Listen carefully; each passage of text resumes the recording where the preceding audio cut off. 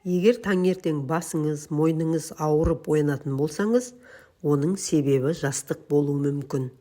Жайлы ұйықтау үшін қандай жастық таңдаған дұрыс? Жақсы тынығу үшін омыртқаларыңыз қисаймай түзу жату керек. Әрине, әркім әрқалай жатқанды ұнатады және әртүрлі қалыңдықтағы көрпе жамылады, сондай-ақ әртүрлі жастықты таңдайды. Ал дұрысы қандай жастық таңдаған жөн?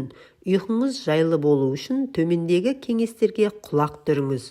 Бір қарағанда барлық жастық бірдей сияқты көрінеді, бірақ олар әртүрлі болады.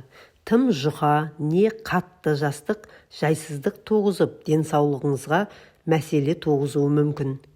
Жастықтарды сіздің жату позаңызға қарайды таңдау керек. Егер сіз ұйықтағанда шалғадан жататын болсаңыз, жастықтың биіктігі 8-10 см, материалы латекс болғаны жөн. Ал егер сіз етбетіңізден жататын болсаңыз, жастықтың биіктігі 4-6 см болғаны дұрыс. Ал егер сіз жаныңыздан жататын болсаңыз, жастықтың биіктігі иық биіктігімен бірдей болу керек. Жастығыңыз аса жұмсақ емес, орташа болу керек. Қауырсыны тым көп жастықтар жайсыз. Тегіс немесе ортопедиялық жастықты таңдасаңыз өкінбейсіз.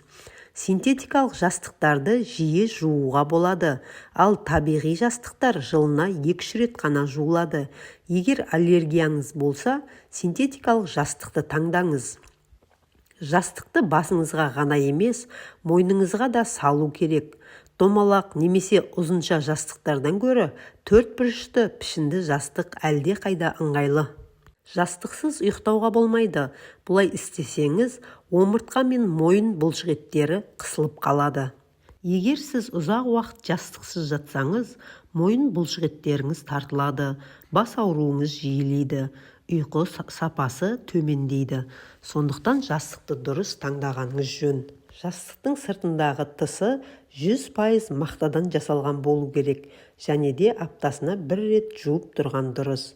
Видеомыз пайдалы болса, тіркеліп, лайк басуды ұмытпаңыз.